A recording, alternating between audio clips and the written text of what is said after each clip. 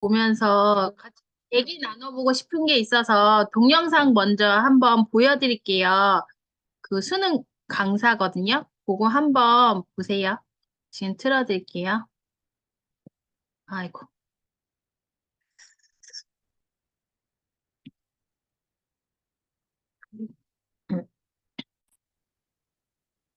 친구들은 다 풀고 있어. 근데 그때 되면 천천히 차분히 내가 제시문을 이해해서 나만의 국어 실력을 쌓기에는 시간 없이 빨리 문제를 풀어 나가야 된단 말이야. 그래서 지금 2월 달에 너희가 해야 될 게 있어. 국어 영역은 선생님 제가요 국어가요 진짜 너무 어려워요. 왜냐면요 막 차라리 고전문학은 하겠는데 차라리 막 현대문학은 하겠는데 기술과학 제시문 같은 거 나오고 막 그러면 슈퍼문 아래에서 울고 싶고요. 막 만유 인력이 나를 끌어당기는 것 같고요. 막 아와 비아가 분열되는 것 같고요. 미적 감수성이 떨어져요. 막 무슨 얘기인지 우는 사람들은 국어 기출 분석한 사람들일 거야. 그 정도로 막 국어의 제시문이 머리에서 튕겨나가는 느낌을 받는 사람들이 있을 거야. 내가 내 자랑하려고 하는 말이 맞고 내 자랑하려고 하는 말이 아니고 너희한테 하나만 얘기할게. 내가 고등학교 때도 그리고 대학에 가서도 아니 초등학교 중학교 때도 항상 정말 어려운 국어 모의고사에서 유일하게 만점도 받아봤고 정말 어려운 국어 경시대회에서 전국 금상도 타봤고 국어로는 진짜 나라를 씹어먹었던 사람이야. 난 국어를 정말 잘하는 사람이거든. 말을 잘하고 글을 잘 쓰니까 강사가 됐겠지.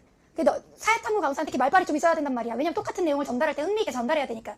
근데 내가 국어를 잘하면서 나는 절대로 몇몇 그러니까 어떤 다른 국어 선생님들이나 뭐 인강 선생님들이나 형광 선생님이 잘못됐다는 게 아니야. 근데 국어에서 너희가 마음이 급하면 자꾸 뭔가 요령이 있지 않을까, 뭔가 스킬이 있지 않을까, 뭔가 방법이 있지 않을까. 어떤 선생님 강의를 들어봤더니 글을 읽을 때 목표 의식을 가지고 읽으라고 문제를 먼저 읽어보래. 그래가지고 문제에 어떤 정보가 어떤 위치쯤에 있는지 봐가지고 요 제시문 요 단락을 보면 요걸 풀 수 있고, 요걸 읽으면 요걸 풀 수 있고 이렇게 분석해 주시고 막 그림을 제시문을 그림으로 막 구조를 요약해 주시는데 너무 이해가 잘 돼.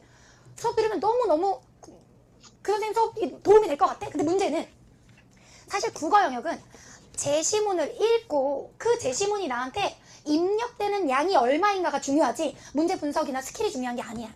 근데 거의 대부분은 6월이 넘어가면 실전 모의고사의 홍수와 범람 속에서 문제 푸는데 급급해서 왜 문제도 괜찮거든. 그러니까 내가 자꾸 스킬을 노리고 문제를 먼저 읽어서 정보를 찾는 연습을 하게 돼. 근데 그러면 늦어.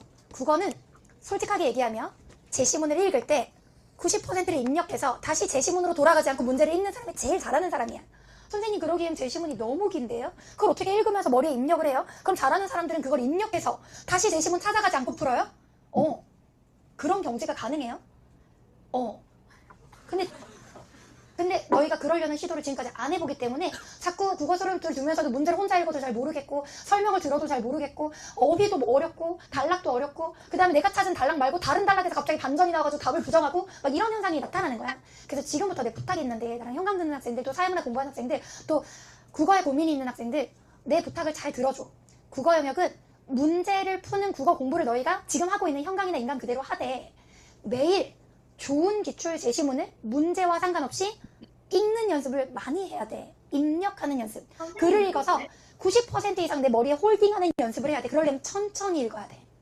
국어 수업 들을 때, 숙제할 때, 모의고사 풀 때 많이 발전했네. 안녕하세요, 어머니들. 이거 꺼도 되죠, 이제? 어.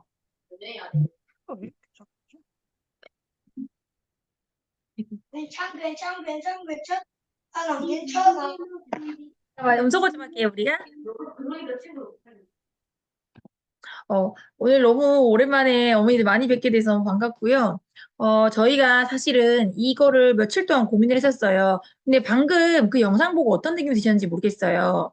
저희가 이걸 요즘 많은 상담들을 다니고 있고 많은 강의를 들으면서 무슨 생각이 드냐면 우리 방법이 맞았네? 이런 생각을 요즘 꽤 많이 하거든요. 왜냐면 저희가 매번 아이들하고 같이 수업도 해보고 다른 강의를 들어보면서 저희가 느낀 그런 이제 막 생각들을 매번 어디 갔어? 하다 보니까 이제 강의 같은 거 들어보면 오늘 아침에 저희가 이 강의를 듣게 되는데 순간 우리 역발상 한국사 같이 공부하는 방법이랑 학원에서 하는 문제집 그 배우는 공부랑 거의 비슷하다 이 생각이 많이 들었거든요. 왜냐하면 이분 말씀이 맞는 게 국어를 풀 때 그 국어 지문을 일일이 답을 찾으면서 하면요 늦어요. 국어는 결국에는 얼마나 빠르게 지문을 분석해서 지문을 보지 않고도 문제를 풀 수 있는 능력이거든요. 그 능력이 없으면 사실은 국어는 시간이 부족해서 못 푼다고 생각하시면 돼요. 방금도 어떤 어머니랑 통화를 했는데 사실은 쉬운 문제들 있잖아요. 그냥 지문들 웬만하면 그 지문들 속에 답이 다 있어요. 답이 다 있고 문제를 풀면서 그 답을 풀 때 솔직히 어떤 생각이 드냐면 그냥 다 문제 속에 지문 속에 답이 다 있어요. 그런데도 아이들이 그걸 찾는데 급급해가지고 막 너무나 시간이 오래 걸리는 거예요. 그럼에도 불구하고 아이들이 점수를 잘 받나요? 애들이 답을 찾으면서 해도 정답률이 높진 않아요. 그런데 지문을 분석하고 기억하고 중요한 것 키워드를 내 머릿속에 집어넣은 다음에 그 다음에 지문을 보지 않은 상태에서 문제를 푸는 습관을 기르잖아요. 그러면 나중에요, 문제가 딱 주어지고 두 개 다 주어진 상태에서는요, 이게 너무 쉽게 느껴지는 거예요. 왜냐하면 그동안은 지문을 보지 않고 문제를 풀었는데, 그런 훈련을 했었는데, 갑자기 시험에서는 지문이 다 보여지는 거예요. 그러니까, 그냥 문제를 읽는 족족 애들이 답 찾는 것은 뭐 일도 아닌 거죠. 저희가, 사실은 지문 하나를 보면서, 조그만 지문 하나를 보면서 문제를 푸는데 보통 아이들이 2분 정도 만에 이제 정답률이 높더라고요. 저희 지금 1분 컷 하고 있거든요. 1분 컷.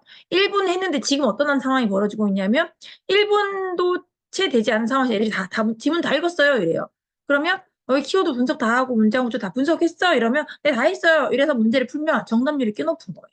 저희는 이제 물론 당연히 이제 지문을 천천히 읽어가면서 이제 문제를 풀면 너무 좋겠지만 그런 훈련을 좀 했으면 좋겠다는 거죠. 근데 저희 요즘 이렇게 해보니까 저희 학원 아이들이나 저희 자녀들 다 해보니 어, 효과는 진짜 너무 좋더라고요. 근데 이게 일반 이제 문학 작품에서는 좀 이렇게 하면 안 되고요. 비문학 독서에는 굉장히 도움이 많이 돼요. 그다음에 기억할 수 있는 능력도 되게 높아지고 애들이 이제 그렇게 공부를 하니까 공부한 효율도 엄청 높더라고요. 요즘 저희가 이제 5학년, 6학년 아이들 사회 문제집 가지고 저희 학원에서 수업을 하는데 아이들이 일단 첫 번째로 제일 중요한 건 어휘, 익숙하지 않은 어휘에서 벌써 막혀요. 지문을 보다가 익숙하지 않은 어휘가 나오면 거기서 더 이상 진도를 못 나가는 거예요. 그래서 저희가 중요하게 생각하는 것 중에 하나가 어휘의 양. 내가 자주 봤던 어휘, 무슨 뜻인지 몰라도 우리가 자주 보다 보면 익숙하다고 착각을 하기 때문에 아이들이 쉽게 느껴진단 말이에요. 어쨌든 그런 거 생각 많이 하게 됐고요. 그럼 얼마 전에 저희가 영어 상담을 갔는데 거기에서 어휘나 이런 키워드 저기 이제 공부하는데 이미지 트레이닝이 있더라고요. 그거는 아이들이 그냥 기억하게 하는 게 아니라 어휘를 공부하고 어휘의 뜻을 알고 이 어휘가 어떤 문장 속에서 어떻게 쓰여지는지 같이 한 다음에 그거를 이미지 트레이닝을 해놨더라고요. 딱 4칸 정도가 있더라고요. 한 단어에. 그래가지고 이거 제가 모른 척하면서 물어봤거든요. 이렇게 왜 해놨나요? 이러니까 어 그냥 단어를 외우려면 이제 그냥 바로바로 그냥 단기적인 기억을 하기 위해서는 이렇게 해도 되지만 장기 기억으로 가기 위해서는 이미지 트레이닝이 반드시 필요합니다라고 하는 거예요. 사실은 처음에 이미지 트레이닝 하면 되게 귀찮아요. 그냥 외우면 빠른데 이미지까지 그려놓으면서 하려 그러면 굉장히 귀찮거든요. 저희도 지금 저희 아이들과 여기 지금 몇몇 엄마들하고 훈련하는 프로그램이 있는데 그게 스마일 브레인이라는 프로젝트, 1년 프로젝트를 한다 그랬잖아요. 그 프로젝트 안에서 그 이미지 트레이닝 훈련을 하는데요. 처음에는 아이들이 귀찮고 힘들어요. 그걸 하는 이유 중에 하나는 계속 머릿속에 장기 기억화시키는 훈련을 하기 위해서거든요.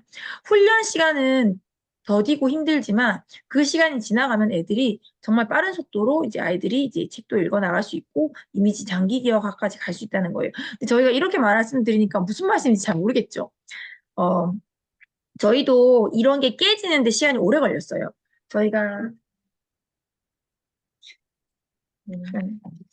바른교육연구소를 운영을 하면서 저희가 많은 박사님들이나 전문가들 교육을 되게 많이 들었잖아요. 그걸 들으면서 내린 결론은 뭐였냐면, 아이들이 쉽게 빨리 훈련하는 방법을 빨리 깨달아야겠다 생각 많이 들었거든요. 어쨌든 저도 오늘 또 독서에 대한 강의를 또 듣고 왔잖아요. 그러면서 제가 조금 이따 다시 또 한번 접목해서 말씀드리도록 하겠습니다. 일단은 저희가 하려고 하는 취지는 뭐냐면요. 저희가 올 3월부터, 화요일 8시마다 스마일 브레인이라는 프로젝트를 시작했었어요.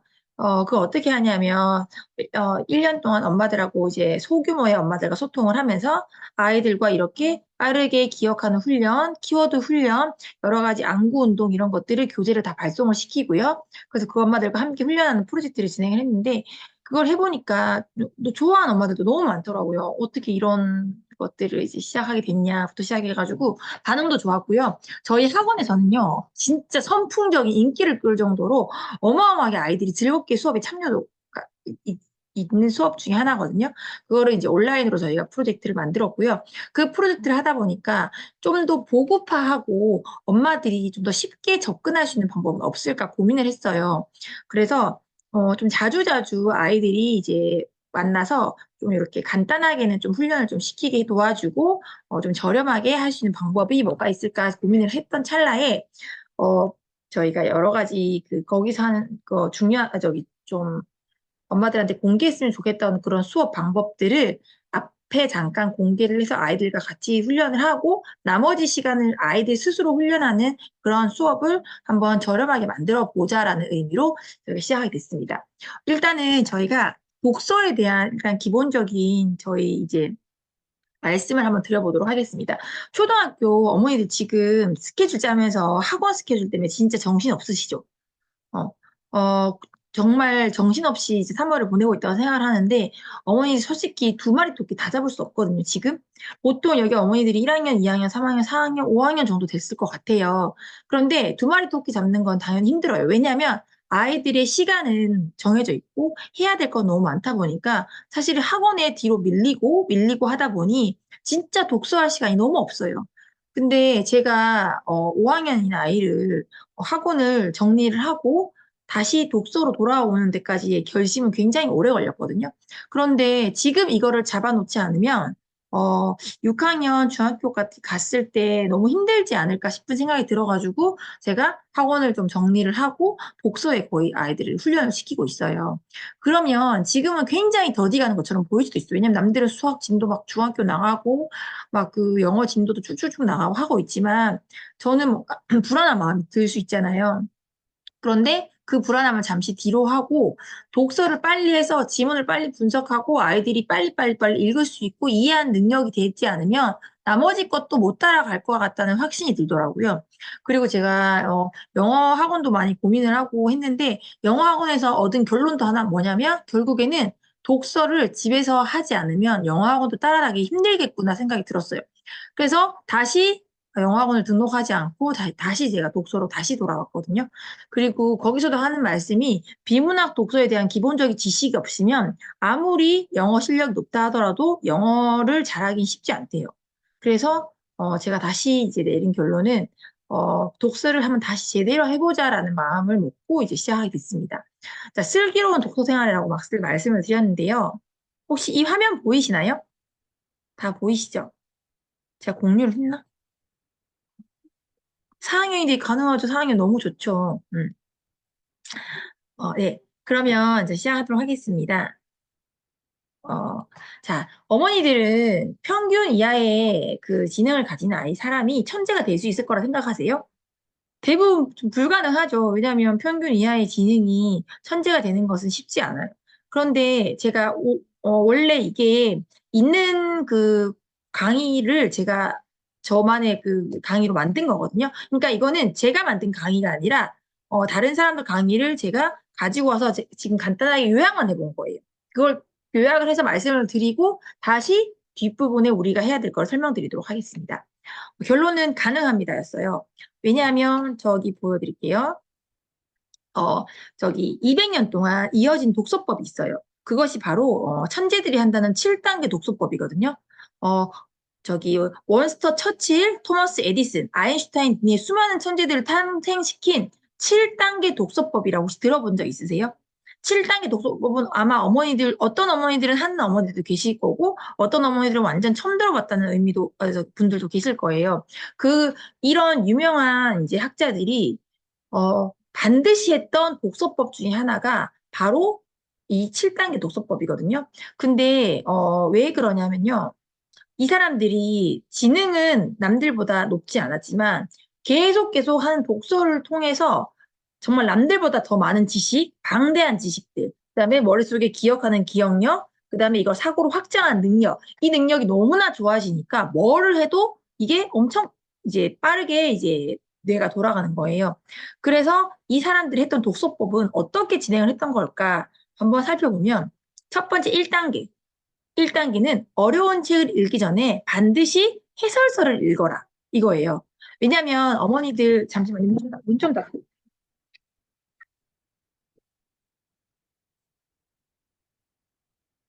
어려운 책을 읽기 전에 반드시 해설서를 읽으라는 거였는데요.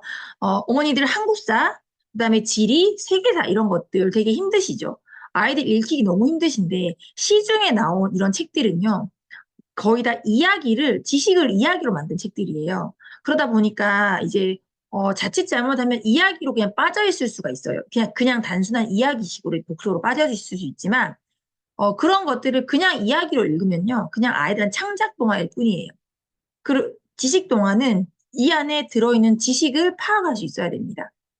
또 다른 어려운 독서들 있잖아요. 엄청 어려운 비문학 독서들도 마찬가지예요. 그 독서들은 너무 지식들이 방대하고 어렵다 보니까 아이들이 선뜻 손이 가질 않아요. 그러면 그 전에 뭐를 해야 되냐면, 해설서 같은 거를 이제 먼저 읽은 다음에 책을 주면 굉장히 아이들은 빠르게 그 책 내용을 이제 볼 수가 있어요. 예를 들면, 우리가 책을 읽고 나면, 이렇게 만약에, 이런 책을 읽고 나면, 뒤에 책에 대한 간단한 설명들이 나와 있어요. 간단한 설명들, 뒤에 나와 있는 설명들이 이렇게 있잖아요.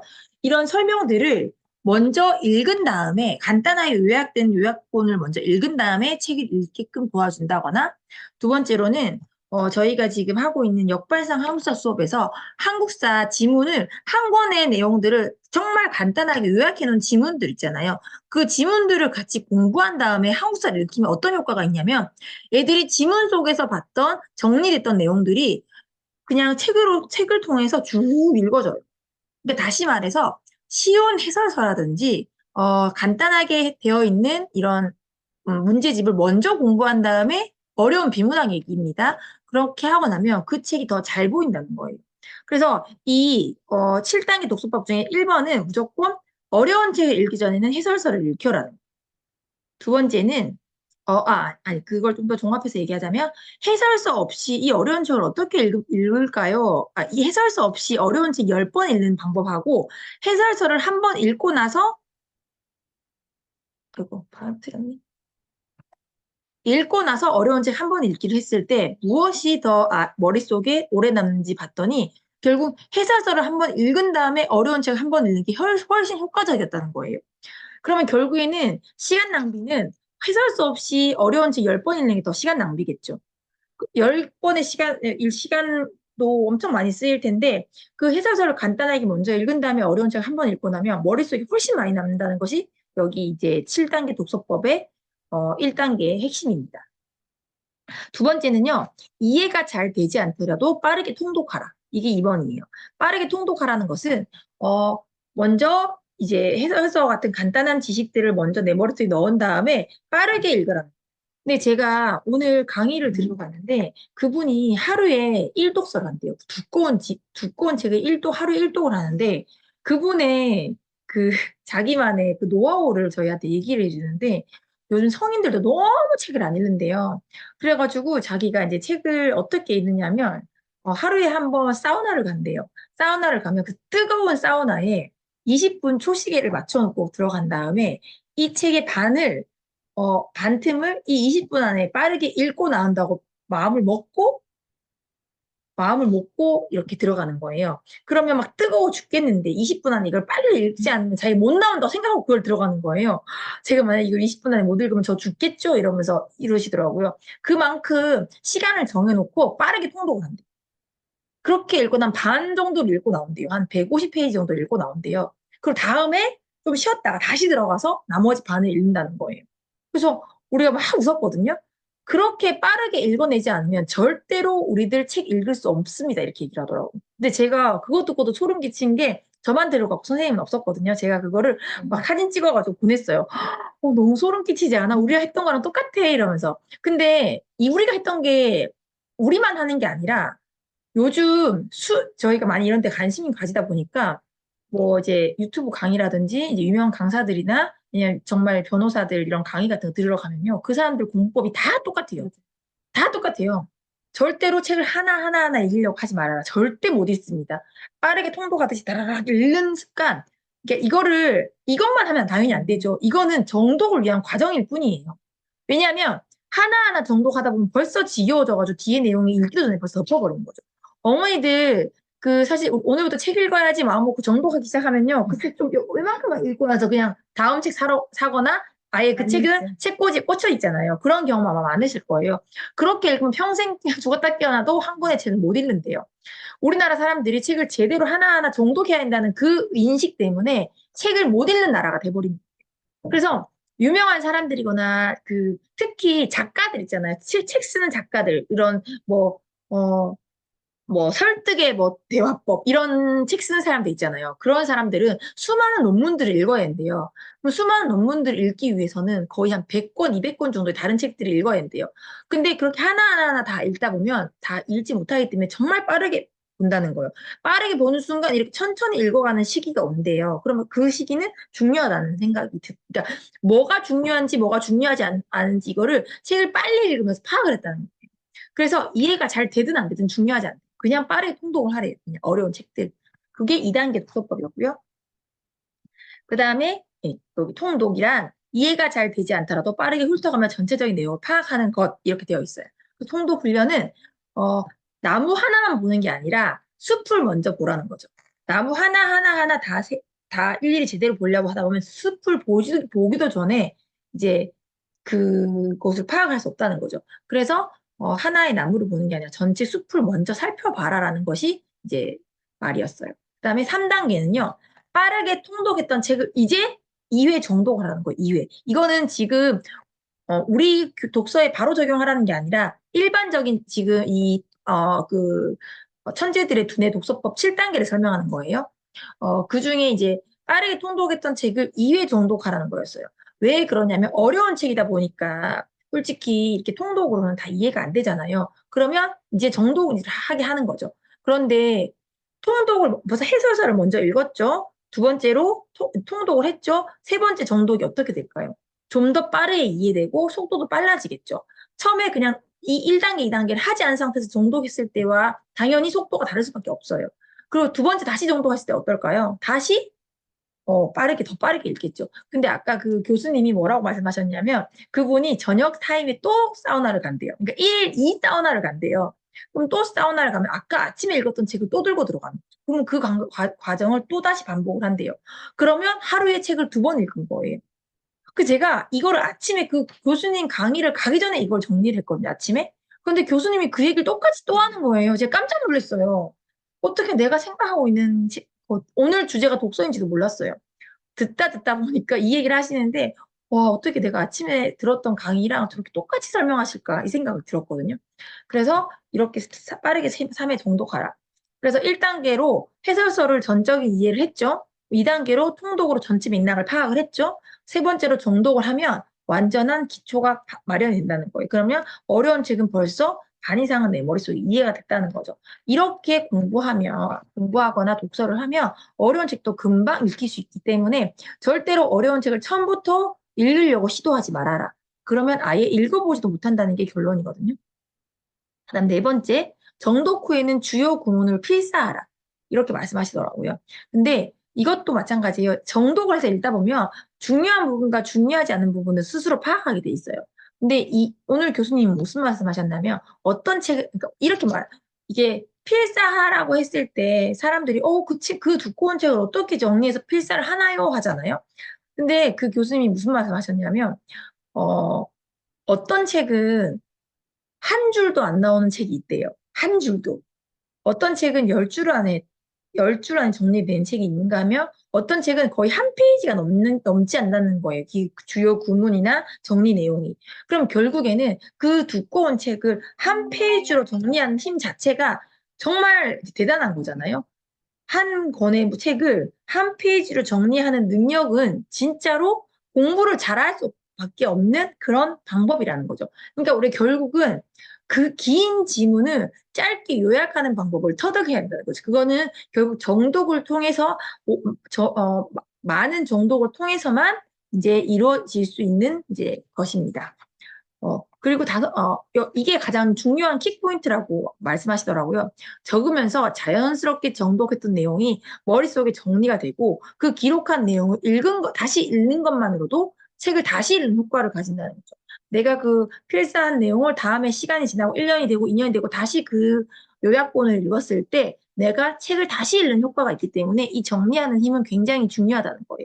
그래서 저희 학원에서는 요즘 어떻게 하고 있냐면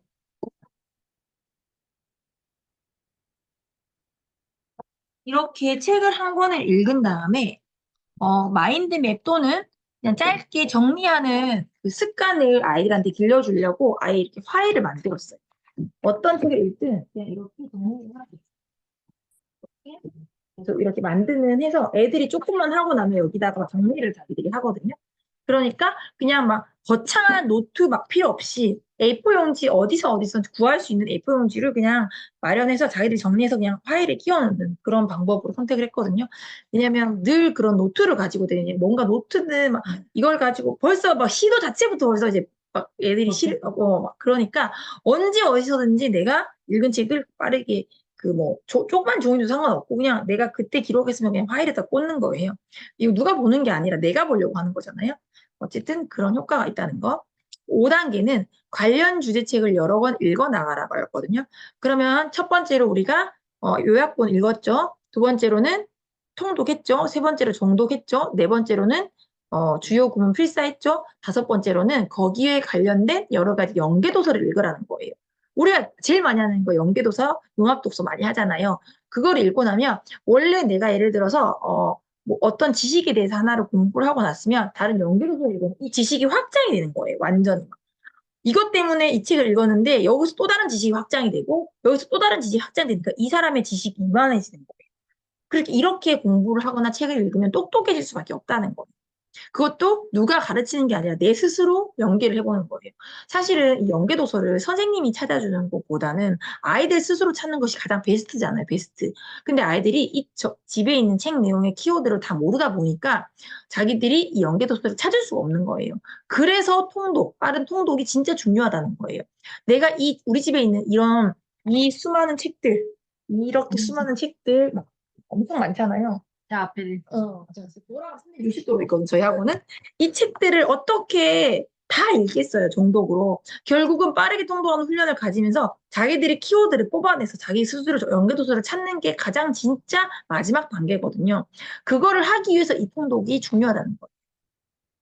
그래서 이거를 하나하나 정독을 하고 그때그때 막 키워드를 찾으려고 하다 보면 너무 힘들고 시간이 오래 걸리기 때문에 그거는 오히려 더디가는 게 중간에 포기하는 일이거든요. 그래서 빠르게 읽어서 내가 책을 그냥 조금 저희는 그래서 이렇게 옆에 어떤 애가 한 명 하고 갔네요. 그렇게 그냥 보이나요? 이렇게 그냥 쌓아놓고 가요. 자기 읽을 책들을 자기가 내일 이거 다 읽을 거라고 기본 5권에서 20권 정도 쌓아놓고 가거든요. 전집들 하나 다 꺼내 와가지고 그냥 읽어요. 그게 이제 이미 습관이 돼가지고 아이들한테 먼저 책을 한 권씩만 읽게끔 한다는 그 숫자 자체를 머릿속에 지우셔야 돼요. 기본 그냥 책 읽기 시작하면 5권 읽는 게 그냥 기본으로서 머릿속에 인식을 시켜놔야 되거든요. 근데 저희는 저희 자식들, 저희 아이들은요, 전 5권도 부족하다. 이래서 10권씩 제가 꺼내오라 그러거든요. 아예 10권. 그러니까 5권씩 읽는 아이가 10권 읽게 하는 거, 10권 읽는 애가 5권 읽는 거랑은 다르잖아요. 저는 항상 처음 시작할 때 그 칸을 경험하게 하면 그 밑에 거는 쉽게 느껴진다는 주의거든요. 그래서 더 힘든 과정을 겪고 나서 조금 풀어주는 게 전 더 낫다고 생각하거든요. 왜냐면, 엄마들 이거는 이제 제 개인적인 생각이기 때문에 제 방법이 맞다는 건 아니에요. 어머니들 보통 한 단계, 한 단계, 한 단계 올라가고 싶은 엄마들도 계시잖아요. 저는 그런 케이스가 아니라 그냥 처음부터 쭉 힘들게 한 다음에 그 다음 조금씩 줄여주면서 이게 그 기쁨을 만끽하게 해주는 거예요. 뭐, 하루 목표를 막 한 개씩 잡는 게 아니라 3개씩 잡는다거나 그렇게 좀 한 번에 많이 잡아놓고 그 나머지 줄여주면 그게 기쁨을 느끼는 거죠. 예, 저는 이게 약간 좀 그런 이제 식의 방법을 하고 있는데 저 방법으로 했다가 이제 실패할 수도 있기 때문에 이거는 아이들 분위기 가려가면서 하시면 됩니다. 저는 처음부터 약간 좀 양을 좀 많이 주는 편이거든요. 그러다 보니까 이제 조금 풀어지면 아이들이 좀 좋아하는 그런 경향이 있기 때문에 다른 아이들 5건 하면 전 무조건 10건입니다.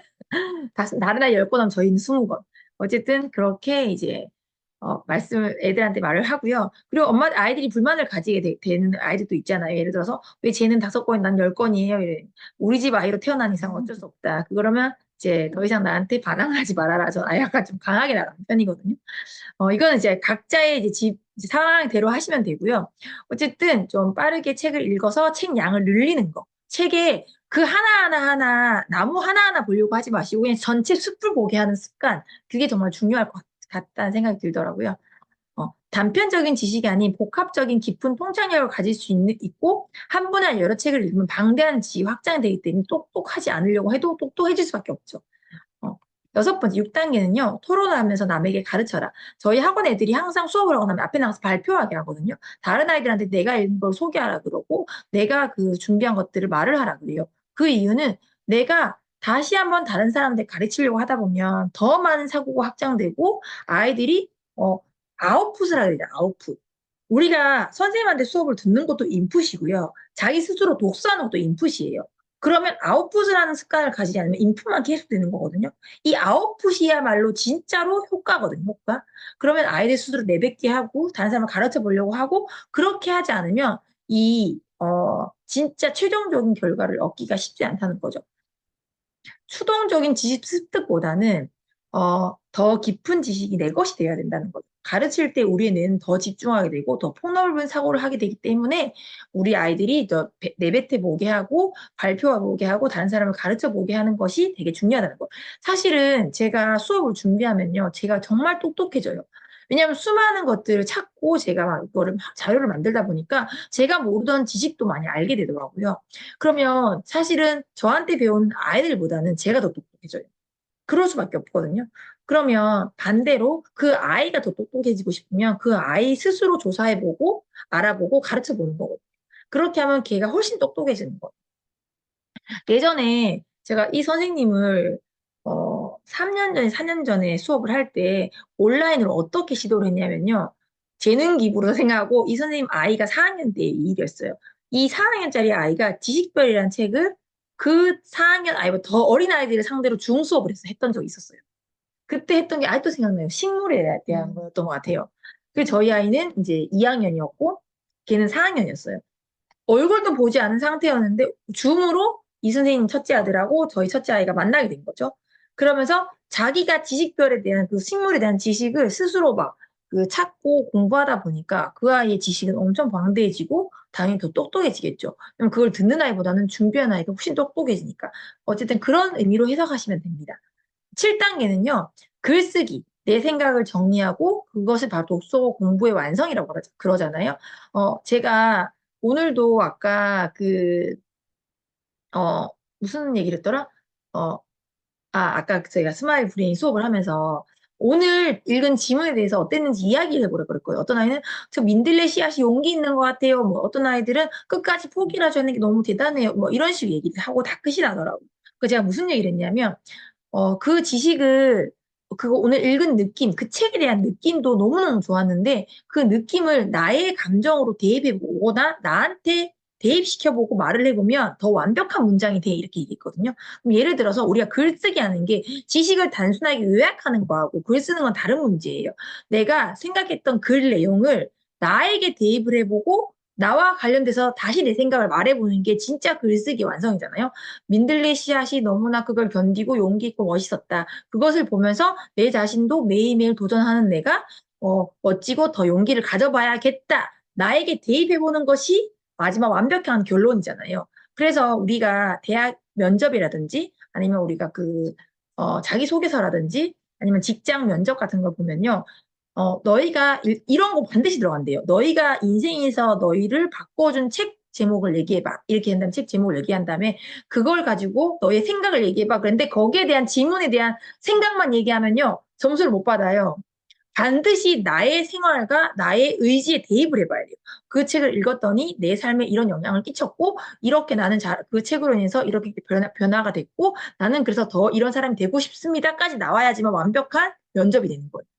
그래서 이 글쓰기는 독서의 그 마지막 완성 단계라는 것은 나에게 대입을 해보고 내가 오늘 읽은 거를 읽은 걸로 끝나는 게 아니라 읽은 것을 정리하고 나에게 대입해보고 내 생각을 다시 한번 추가해보는 게 글쓰기의 완성이라고 생각하거든요. 그게 진짜 글쓰기잖아요. 독서 논술이 별거 있나요? 그 책을 읽고 그 책의 중심 내용을 뽑아서 그 책 중심 내용에서 내 생각이 보태져야지 사실은 독서 논술이 되는데 우리 시대 현실의 독서 논술하고는요. 대부분 선생님 생각과 선생님 의견이 너무 많이 들어가요.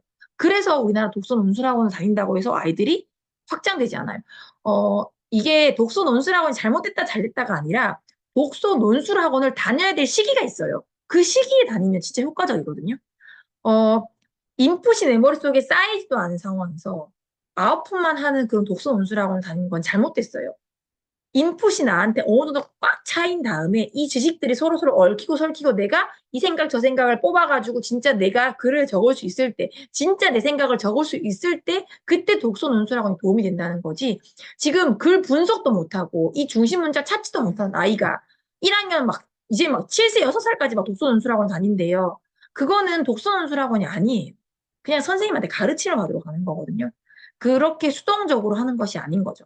저는 그래서 독서 논술학원은 지금 시기엔 아이가 안 맞다고 생각을 해요. 만약에 내 아이가 책의 그 방대한 지식과 내가 이런 것도 융합할 수 있는 정도의 독서량이 된다는 아이가요. 그거를 수정하고 보완하기 위해서 독서 논술을 완벽하게 추천해요, 제가.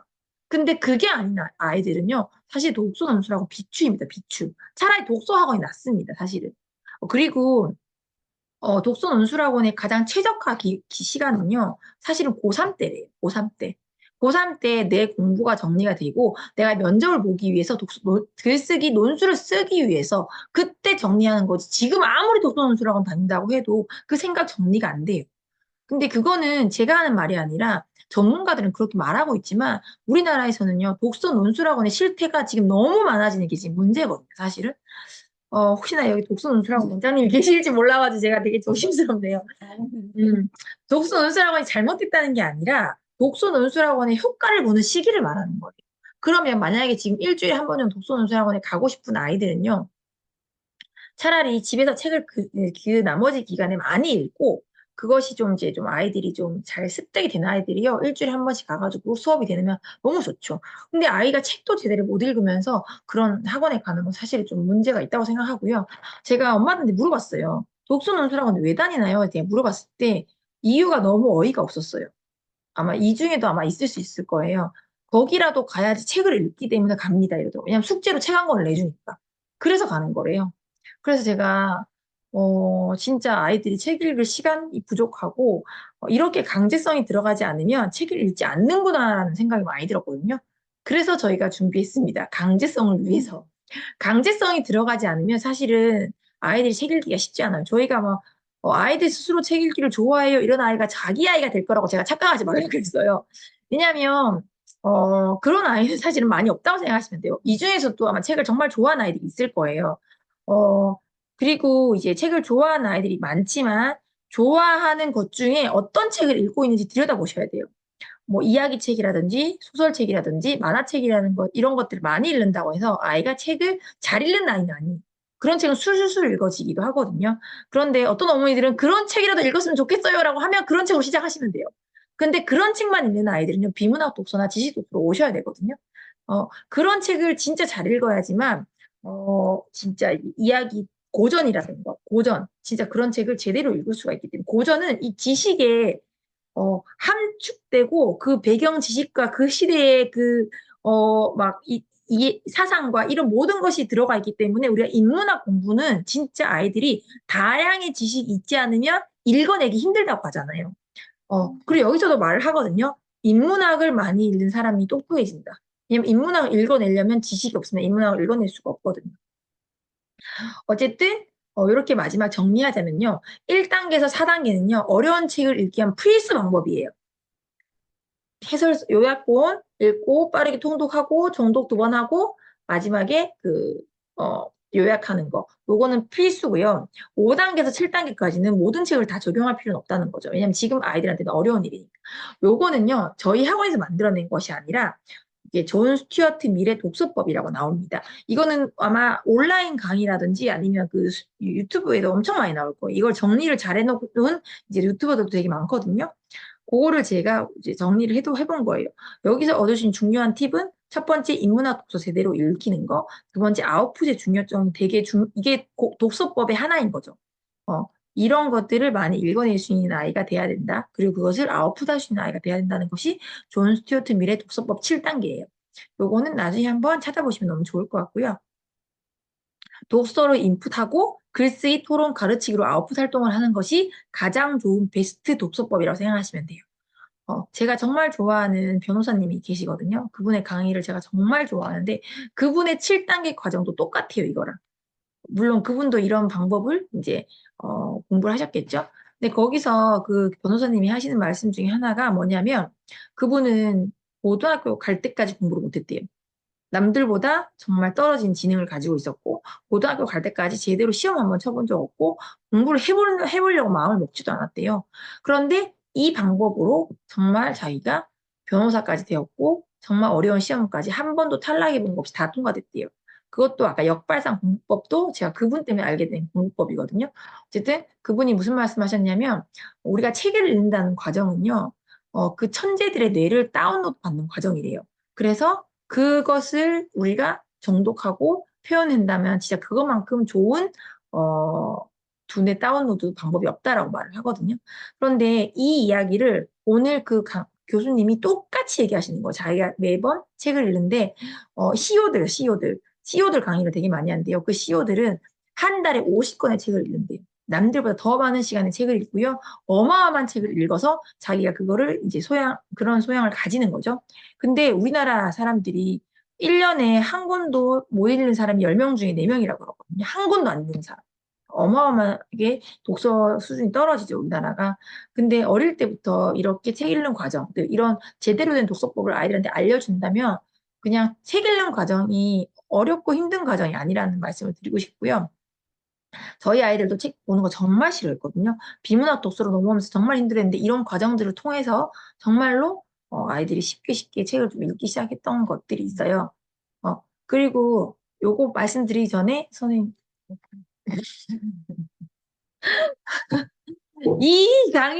이 수업을 추진한 사람이 바로 이분입니다. 저한테 이런 수업을 해보고 싶다고 말씀을 제안하길래 제가 사실 처음엔 싫어했어요. 왜 그렇게 저렴한 돈을 받으면서 우리가 그렇게 시간을 많이 할애하기 너무 힘들지 않을까요? 제가 얘기를 했는데 선생님은 독서를 많이 이제 퍼뜨리고 싶은 생각이 너무 많으셔가지고 저한테 계속 얘기하시는 거예요. 어떻게 할 거예요? 이거 어떻게 할 거예요? 어떻게 할 거예요? 이렇게 계속 하시는 거예요. 이게 너무 좋은 거지만 과연 엄마들이 많이 참여를 할까? 이 생각이 먼저 들었고요. 제가 20명이 되지 않으면 이 수업을 폐지하겠다 그랬어요. 왜냐면 저희가 아까 단톡에도 보셨듯이 수업 일정이 되게 빡빡해요. 온라인 수업만 있는 게 아니라 오프라인 수업도 계속 있다 보니까 수업이 거의 2시부터 밤 10시까지 진행되다 보니까 사실은 일주일에 2시간을 더 내는 것이 쉬운 일은 아니에요. 그런데 이제 제가 말씀드리긴 20명 이상 되지 않으면 이 수업은 폐지하겠다고 말씀드렸어요. 그렇게 시간을 내서 하는 것이 과연 막 10명 뭐 이런 엄마들 이렇게 이제 애들 데리고 하는 것이 과연 정말 엄마들이 이런 건 아닌 것 같다 제가 말씀을 드렸고 그 시간에 다른 아이들을 좀 더 봐주는 게 낫지 않겠냐고 말씀을 드렸었거든요. 그런데 우리가 이제 일주일에 한 번 그 스마일 프로젝트를 이제 수업을 하다 보니까 엄마들도 이런 이제 좀 독특하잖아요. 수업 방법이. 막상 저희 스마일 프로젝트 수업은요, 굉장히 독특하거든요. 그래가지고 엄마들도 굉장히 재밌어해요. 자, 엄마들이 막 같이 해보고 막 그러시거든요. 그래서 그런 거에 한 엑기스 정도, 조그만 그냥 맛배기 정도로 저희가 또 앞에 2, 30분을 저희가 활동을 해볼 거예요. 그래서 다시 말씀 주세요. 그거 보여주면 되잖아요. 근데 수업 어떻고 내가 찾을게 얘기 좀 하고 있어. 그래서 그런 요약 수업을 이제 아이들한테 먼저 이제 2, 30분 정도 하고 나머지 30분을 요거를 통해서 마지막 30분을 좀 수업을 하면 좋겠다 생각을 했거든요. 저희가 그 브레인 스마일이라는 프로젝트는 이렇게 이제 이제 간단하게 아이들 그 시선을 집중시키고 집중력 훈련을 합니다. 맞아요. 그래서 저희가 이제 브레인 스마일 전체를 공개할 순 없고요. 거기에서 아이들한테 필요한 부분을 조금씩만 빼가지고 이 두뇌 독서 시간에 수업을 할 거예요. 저희가 두뇌 독서를 하면서 아이들이 읽지 않는 지식책을 읽는 친구들이 되게 많았고, 또 이제 초등학교 가면 엄마들이 읽으라 그러면 안 읽은대요. 근데 수업 시간에 선생님이 읽으라고 하니까 얘네가 책을 읽는 거예요. 그래서 책을 잘 읽기 위한 훈련들을 25분에서 30분 정도 할 거예요. 그래서 아이들이 처음에 이제 고정 응시점을 통해서 책을 볼 때 정확한 텍스트들을 응. 그렇게 저희가 앞에 이렇게 갑자기 불이 꺼졌어요, 학원에서. 응. 어쨌든 그렇게 앞에 이런 두뇌 훈련을 하고 안구 운동을 하면서 아이들의 시각을 확장을 시켜주는 거거든요. 그렇게 하면서 이제 두뇌를 발달시켜주면 아이들이 자기도 모르게 집중이 돼요. 집중력 훈련을 하면서 아이들과 같이 수업을 해보는 거거든요. 이거는 이제 저희가 교재가 따로 저희 브레인 스마일 수업은요, 아이들 자체 교재가 따로 나가고 있기 때문에 이 컴퓨터로 보는 게 아니라 아이들 스스로 교재 가지고 수업을 하고 있거든요. 어, 그리고 이렇게 시각 확대 운동도 하고, 컴퓨터 화면을 보는 것보다는 아이들 자기 교재로 하고 있기 때문에 이거는 조금, 자기 안구 운동 하기도 훨씬 수월하고요. 그렇게 이제 수업을 하고 있습니다. 그리고 요거는 이제 아이들 포커스 훈련이라고 해가지고 집중력 훈련 수업이고요. 아이들이 완전한 몰입 단계로 가기 위한 그런 방법들을 앞에 수업을 하고 있고요. 아이들이 훈련을 시키고 있고요. 요런 거는 이제 이미지 트레이닝 수업인데요. 요거 지금 말고, 그래서 여기에서 아이들이 이제 어휘들 학습 어휘를 재미있게 노출할 수 있는 방법이 있어요. 그래서 포토 리딩 스킬이라고 해서 아이들한테 단어 찾기, 놀이나 이런 것들을 아이들은 놀이로 인식하지만 놀이가 아니라 얘네들이 읽기 위한 책들의 어휘를 계속해서 노출하는 거거든요. 그러니까 그러한 활동들을 통해서 조금 더 다양하고 많은 영역의 책들을 읽도록 저희가 이 두뇌 독서를 준비했어요. 저희가 단계로 저희가 잠깐 설명을 드리자면 1단계는요. 독서적 멘탈 관리예요. 이지영 쌤이나 현우진 강사님이나 티처스의 누구지? 정승재랑 조정식 이 사람들이 왜 인기가 좋냐면요. 그런 사람들이 아이들한테 멘탈 관리를 굉장히 잘해준대요. 공부하기 전에 아이들 1분이든 2분이든 왜 우리가 공부를 해야 되는지 아이들한테 이야기해주면서 해야지만 아이들이 스스로 독서에 대한 공부에 대한 이런 필요성을 스스로 느끼는 거죠. 제가 그래서 이런 것들을 항상 수업 전에 다른 수업에서 이런 수업을 하고 있거든요. 그래서 명상 훈련이라든지 내가 왜 이제 공부를 해야 되는지 이런 것들을 멘탈 관리를 잠깐 해줄 거예요. 독서 활동에 좀 더 내가 이걸 해야 되는 이유를 찾기 위한 과정이라고 생각하시면 되고요. 그다음에 2단계는 두뇌가 책의 정보를 빨리 받아들이기 위해서 두뇌 열기 활동을 해야 돼요. 그거는 이제 아이들한테 간단한 게임이라든지 아니면 두뇌를 활성화시키기 위한 생각하는 사고 훈련을 할 수 있는 간단한 이제 재미 훈련이에요. 그런 걸 저희가 다 제작을 해가지고 아이들한테 이제 알려주는 거죠. 그럼 애들은 거기에 막 집중해가지고 이 수업에 약간 집중을 하기 시작하거든요. 그렇게 한다면 3단계가 이제 안구 운동이에요. 안구 운동은 모든 것을 할 건 아니고요. 그냥 거기서 중요한 거 뭐 한 두세 가지 정도만 빼와서 할 생각이고요. 그다음에 4단계는 포토 리딩 훈련이라고 해가지고 저희가 이거는 저희 학원에서도 마찬가지고 그다음에 저기 브레인 스마일 프로젝트에서도 이 수업을 하는데 아이들이 너무 좋아하는 거예요.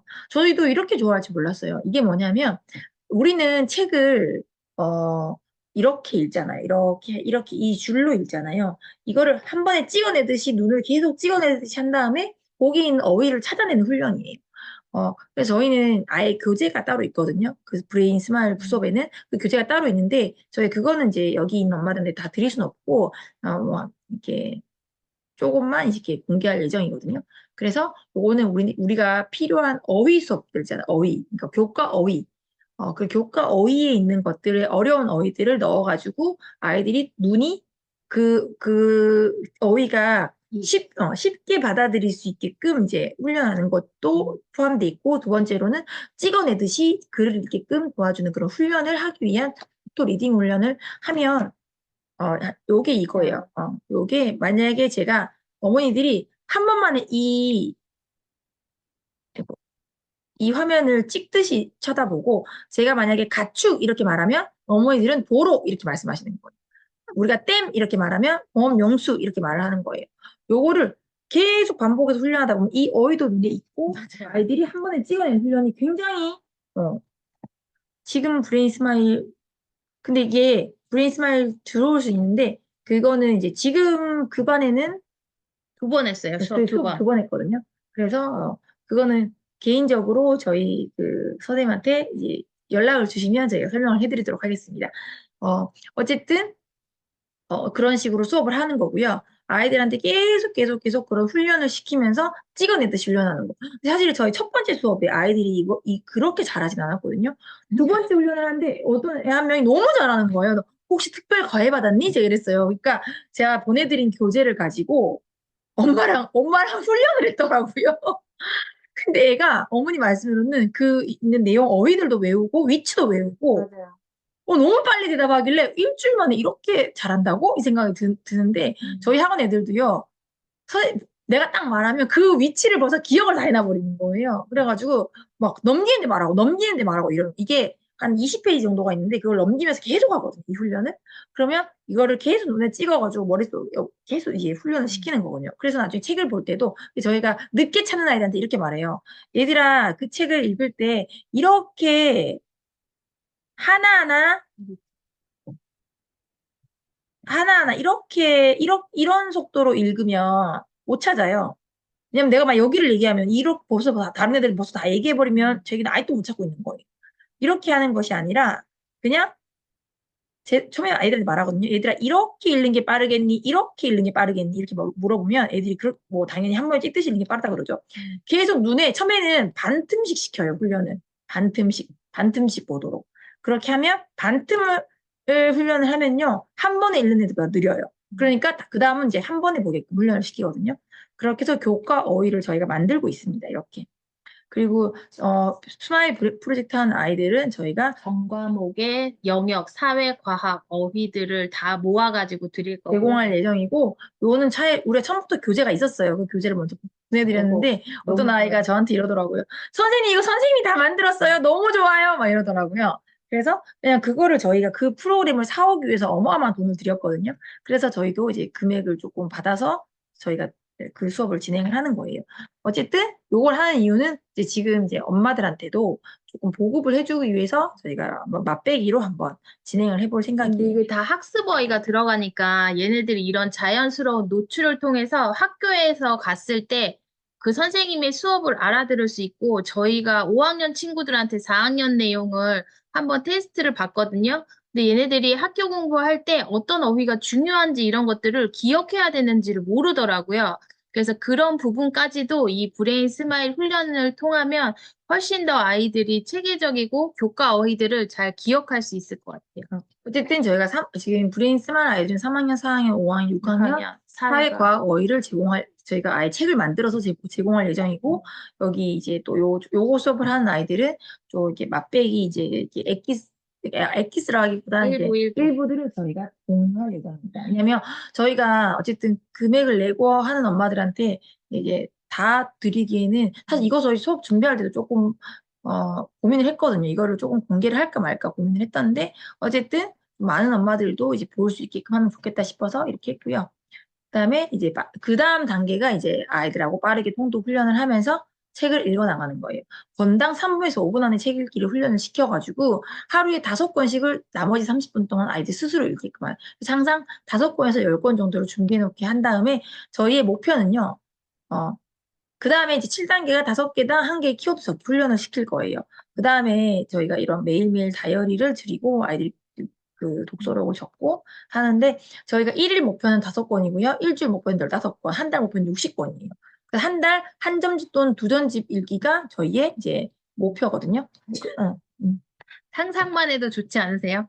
그래서 이거를 처음에 이제 이것저것 골라오는 것보다 전집 하나를 딱 집집마다 정하는 거예요. 아니면 저희가 이제 주체적으로 하는 메인 전집이 있을 거예요. 그러면 그 전집을 기준으로 해서 이 아이들한테 전집을 하나도 빠뜨리지 않고 계속 다 읽히는 거예요. 그래서 이런 것들을 초등학생이 해야 되니까 여기에 관련된 워크지도 만든 거거든요. 그래서 아이들이 맨 처음에 글씨 쓰는 것도 얘네들이 되게 많이 싫어하잖아요. 그래서 아이들한테 책 제목을 일단은 먼저 적게 하고, 책 제목을 적게 하고, 그리고 이 책이 어떤 내용인지 주제를 파악하지 않고 글을 읽는 경우가 되게 많거든요. 그래서 만약에 도시에 관련된 책이면 뭐 춘천이라는 도시에 관한 이야기야라는 주제, 키워드 중심 핵심 키워드를 적고요. 그리고 1분에서 2분 동안 그림을 보든 1분, 2분 안에 이 책을 읽으면서 빠르게 통독하는 훈련을 한번 할 거예요. 그리고 나서 아이 스스로 3분에서 5분 안에 이 책을 조금 꼼꼼하게 읽으면서 춘천과 관련된 키워드가 뭔지를 아이들한테 뽑게 할 겁니다. 그래서 이런 훈련을 하게 되면 아이들이 그냥 막연히 책을 읽는 게 아니라 이 책을 읽으면서도 이 책 안에 있는 내용이나 이런 내용과 주제랑 연결되어 있는 부분을 찾을 수밖에 없거든요. 그러니까 그런 것들을 아이들한테 체화시키고 훈련하는 수업이라고 생각하시면 돼요. 근데 아이들마다 능력치가 다르기 때문에 요 수업을 진행해 보시고 안 되는 부분을 이야기하시면 그 아이는 그 아이만의 방법으로 조금씩 변형해서 하는 방법을 알려드릴 거거든요. 그래서 그런 식으로 해서 모든 전집을 아이가 다 읽을 수 있도록 저희가 함께 하려고 합니다. 저희도 사실 고민을 하고 있는 게 뭐냐면, 어, 각자 전집을 정할지 아니면 차라리 한 달 동안 같은 전집을 함께 나갈지 그거는 좀 고민을 하고 있거든요. 뭐, 교원책이 아니더라도 만약 으라차차 한국사 60권을 이번 달 안에 다 읽어내자. 그러면 이제 그런 것들을 이제 같이 함께 읽어 나갔으면 좋겠다라는 거죠. 근데 뭐 그렇게 하셔도 되고 아니면 뭐 아이들마다 수준이 다를 수가 있으니까 어떤 아이들은 아예 그냥 정해놓는 거예요.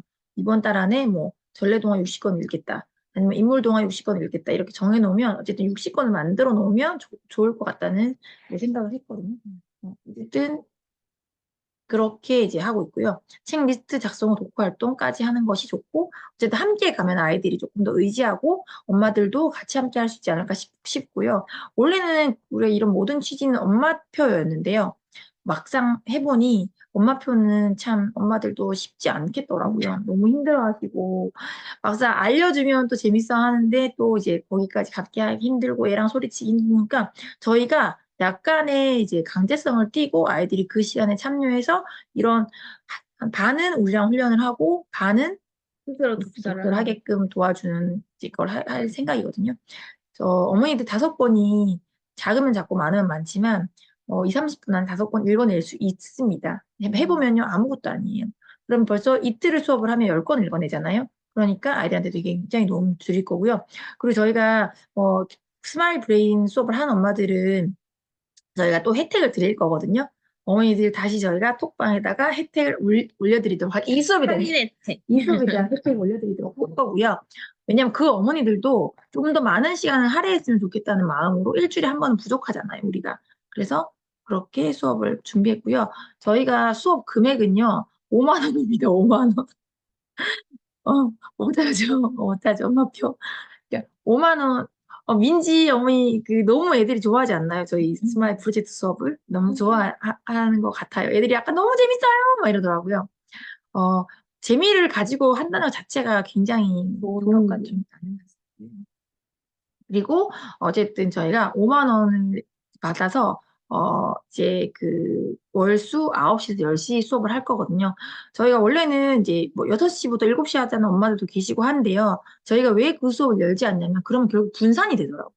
그러면 뭐 어떤 반은 13명이 들어오고 어떤 반은 7명 들어오면 결국에는 그렇게 수업을 할 수 없겠더라고요. 그래서 저희가 그냥 한 타임으로 몰아가지고 그냥 20명 될 때까지 기다렸다가 20명이 되면 저희가 수업을 열도록 하겠습니다. 저희 생각은 4월 달에 시작하고 싶은 게 목표인데요.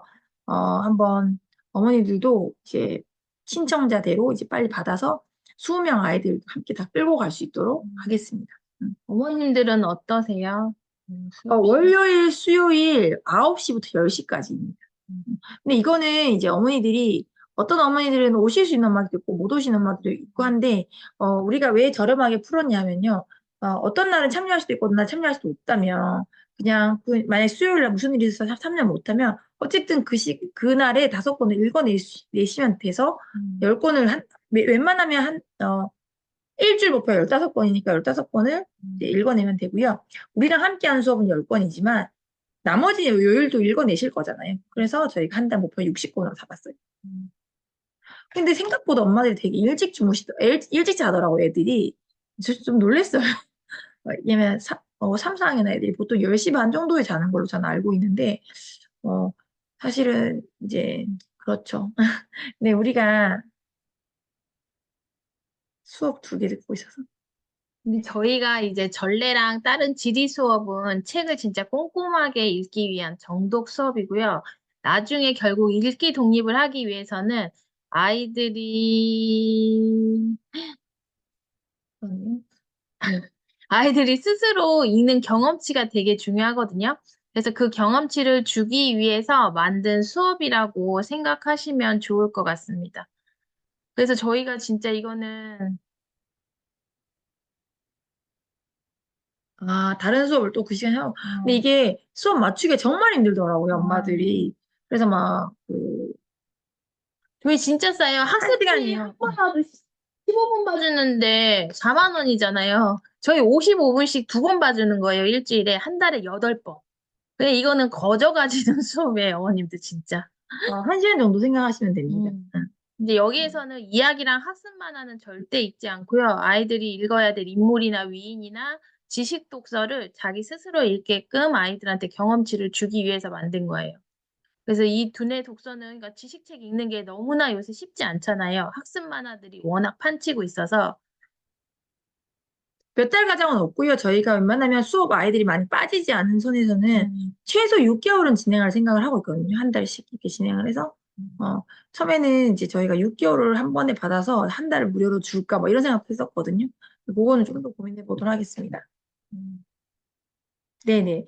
50분에서 1시간 정도 생각하시면 돼요. 그리고 아이들이 5권 정도 읽고 난 다음에 5권마다 키워드 하나씩 적고 아이 스스로 다 했다 싶으면 그냥 나가시면 돼요. 그 방에서 그냥. 그리고 수업 안 하는 날 책 읽고 인증하고 이래서 책을 좀 꼼꼼히 읽으면 저희가 마지막 날에는 그 편의점 상품권 줄 거예요. 그래서 얘네들이 계속해서 꾸준히 지식 독서를 읽게 하는 게 저희의 목표거든요. 읽은 경험을 하지 않으면 그러니까 재미를 느낄 수가 없어요. 경험이 없기 때문에. 그래서 이렇게라도 강제성을 띄어야지만 요새 아이들은 책을 읽더라고요. 그러면 되죠. 엄마. 근데 1학년이면 가능해요. 7살 애들도 가능은 한데, 그 대신 이제 책의 난이도를 조정하셔야 돼요. 그러니까 애들이 이 수업에 참여를 하려면요. 제일 먼저 수업을 할 때는 가장 쉬운 책으로 준비하셔야 돼요. 아이한테. 학년이 어리면 어릴수록. 내가 5권 읽는 것이 쉬운 일이 돼버려야 되거든요. 그래야지만 점점 어려워져. 저희 애들도 전래동화로 시작했어요. 5학년 애들도. 전래동화로 시작해서 빨리빨리 읽어낼 수 있는 그런 훈련을 한 다음에 스마트폰 역사까지 갔거든요. 근데 저희가 20분, 25분 동안 하는 훈련들은 7살도 할 수 있고요. 학년 구분 없이 다 할 수 네. 있는 거예요. 그냥 얘네들이 진짜 해보면 아시겠지만,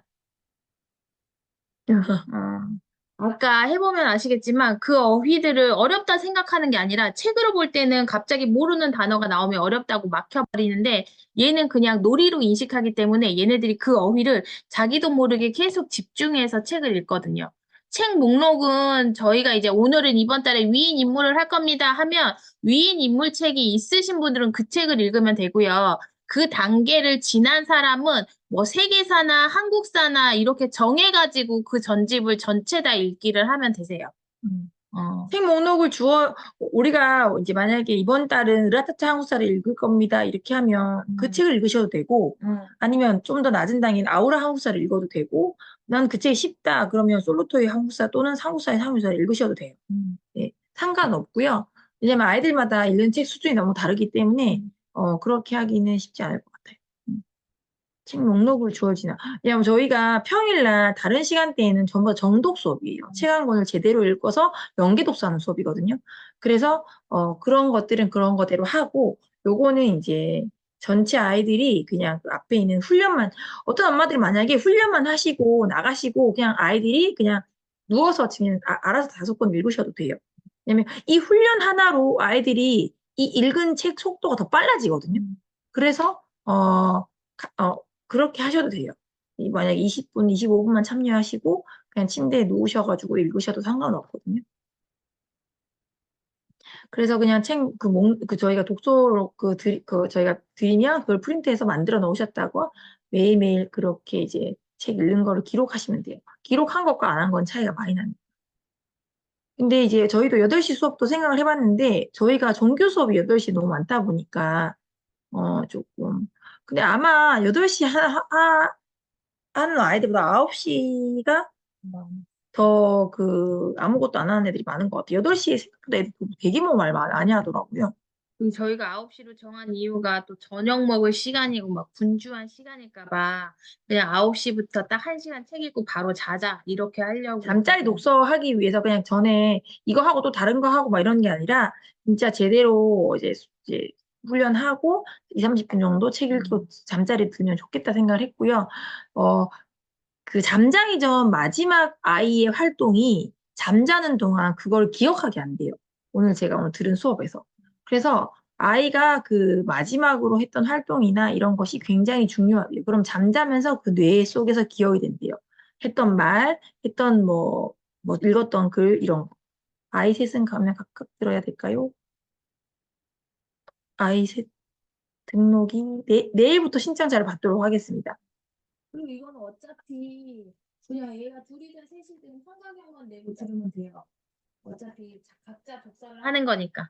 앞에 활동들은 저희가 계속 여러 명이 같이 하는 거고 각자 빠르게 대답을 하고 뭐 약간 이런 식으로 놀이로 하는 거기 때문에 별 부담 없이 참여를 하지만 아이들은 부담 없이 참여하지만 자기도 모르게 어휘들이 확장되는 거죠.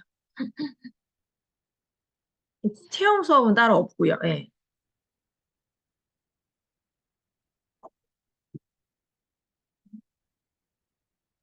음. 민채 생각보다 너무 저렴하죠. 네, 네, 같이 그렇게 들어도 돼요. 돼요. 예.